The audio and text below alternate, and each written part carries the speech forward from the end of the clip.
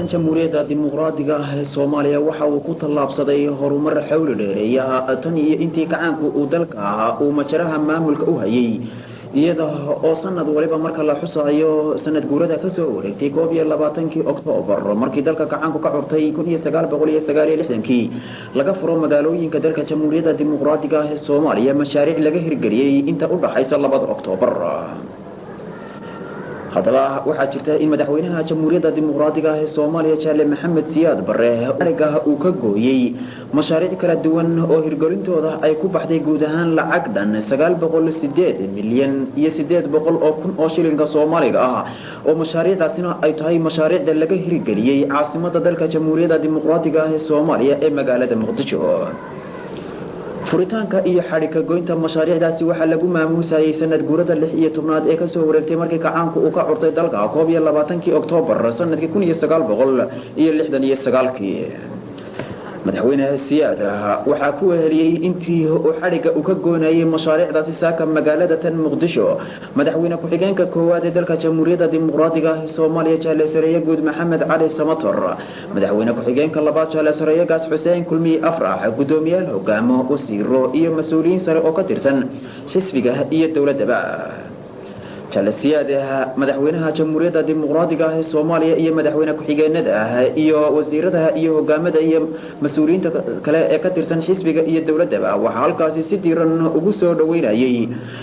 mashruuc kastaba marka xadhigga ay ka goynayaan mas'uuliyiinta iyo hawlwadeennada mashaariicdaasi ururada bulshada ubaxa kacaanka Oktoobar iyo dadweynaha ku dhaqan mashruuc walba degmadaha uu u dhow yahay iyo xaafadaheeda iyadoo halkaasi ay ka muujinayeen fantasiyaha loo sameeyay xuska 16 guurada ka soo wareegtay 22 Oktoobar sanadkii 1969 markii ka xurtay dalku madaxweynaha Soomaaliya Jaale Maxamed Siyaad Barre madaxweyne ku xigeenada iyo madaxda kaleba waxa halkaasi dabadeetana ubaxyo ugu dhiibayay ubaxa kacaanka Oktoobar iyadoo halkaasi dadweynuhuna ka tirsan xaafadaha magaalada tan Muqdisho ee mashaariicdaasi laga furayay ay halkaasi ku ciyaarayeen ciyaaraha hidaha iyo dhaqanka ayna ka muujinayeen farxadooda ugu horeyntii madaxweynaha jamhuuriyadda dimuqraadiga ah ee Soomaaliya Jaale Maxamed Siyaad Barre waxa uu xadhigga u ka gooyay xarun cusub oo loo dhisay xisbiga hanti-wadaagga kacaanka Soomaaliyeed iyadoo xarunta dhexe ee cusub ee xisbiga hanti-wadaagga kacaanka Soomaaliyeed lacagta ku baxday ay dhan tahay 79 milyan oo shilinka Soomaaliga ah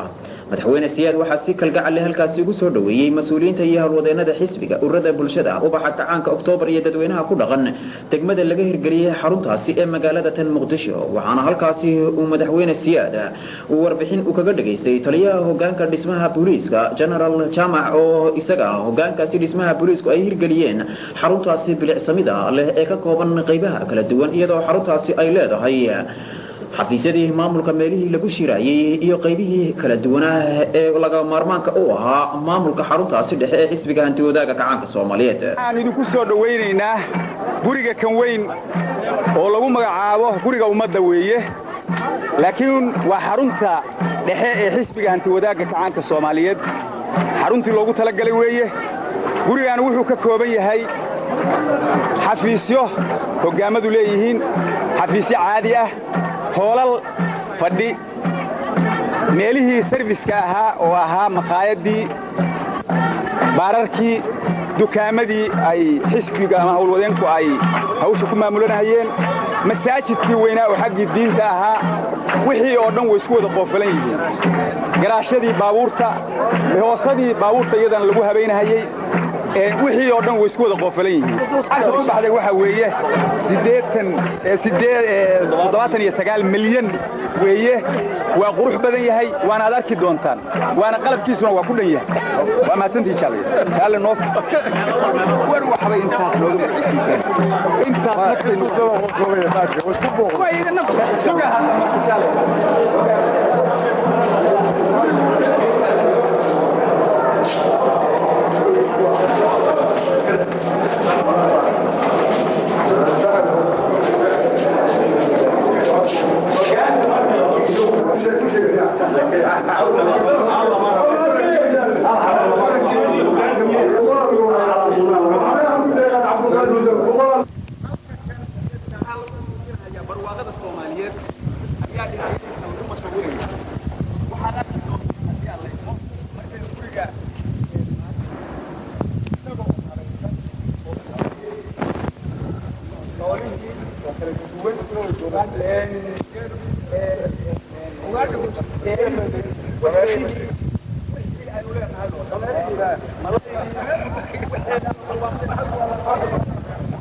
جالي محمد سياد بره وحرقه وكجوي مشاريع waxaa kamid ah xarun cusub oo loo dhisay ururka dhaqdhaqaaqa iskaashatooyinka Soomaaliyeed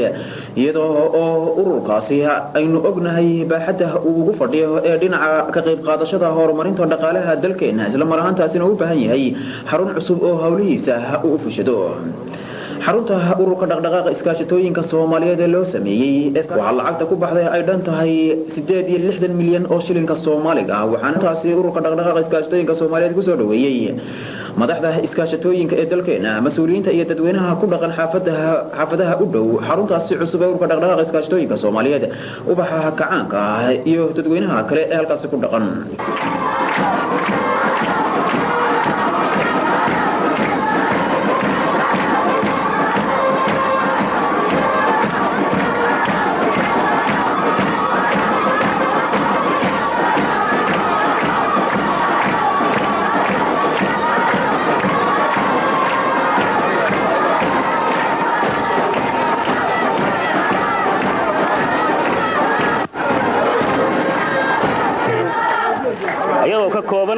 xafiisyo ka kooban 26 qol dhismo wadooyin dhismo jardiinooyin dhismo 10 garaash dhismo 4 bakhaar oo yaryar dhismo musqulo 6 dhismo haan biyood iyo ceelal 4 iyo 25 qaadad tiyaatar qaada 2400 jaalam madaxweyne waxaan aad iyo aad hambalyo iyo bogaadin ugu soo jeedinaynaa وسارد المالية ولا لا يرجلسي جالما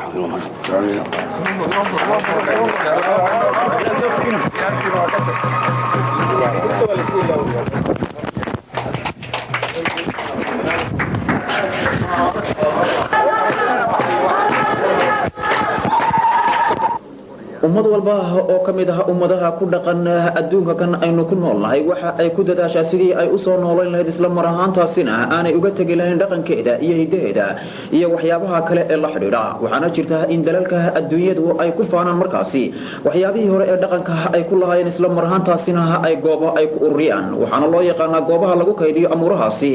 madxafyada ama museumka waxaana jirta in ummadaha fara badan looga yimaado dhulal fara badan oo kumayaal mayl isla mar ahaantaasina ay tahay taasi mid loogu soo daawasho tagayo waxyaabaha qadiimka ee markaasi halkaasi ay dhigeen wax ka tilmaamaya taariikhda dhaqankooda iyo caadooyinkooda iyo waxyaabihii hore ee ay ku sugnaayeen oo markaasi laga sameeynayo dheehasho markaasi halkaasi laga arkayo madaxweynaha Soomaaliya Jaale Maxamed Siyaad Barre mashaariicda uu ka furay tan Muqdisho waxa kamid ah madxafka qaranka oo laga hirgeliyay bartamaha magaalada madaxda dalka Soomaaliya ee Muqdisho isagoo madxafkaasi uu yahay mid aad iyo aad u bilicsan isla mar ahaantaasina la doonayo in lagu kaydiyo waxyaabaha ummadda Soomaaliyeed dhaqanka iyo caadooyinka u ah iyo waxyaabaha hidaha u lahayd iyo waxyaabihii dadkeenii Soomaaliyeed awoowayaasheenii hore markaasi ay isticmaali jireen madxafkaasi qaranka lacagta ku baxday waxay dhan tahay 45 milyan oo shilinka Soomaaliga ah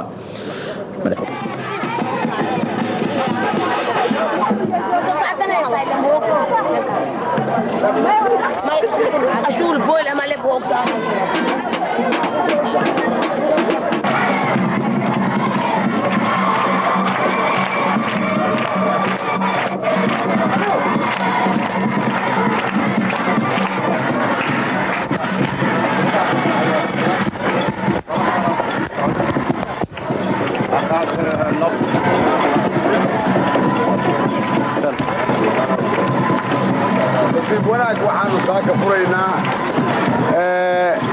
museumku ugu weynaa ama ugu horeeyay ee qaranka Soomaaliyeed halgankiisii dheeraa oo xorriyadiisa iyo danihiisa iyo dhan kastaba uu ku raadinayay inuu ku ururiyo si dhalinta bari soo koraysa mid yararkuba ay ugu xusuustaan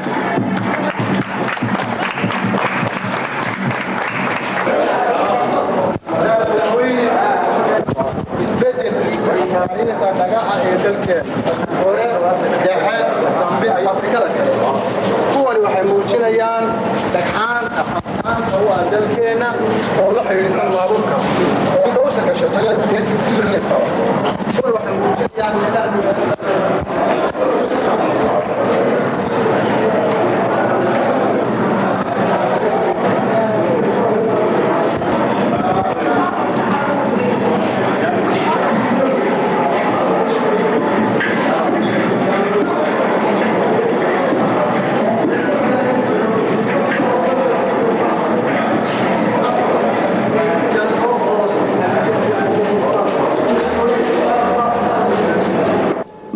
caasimada dalka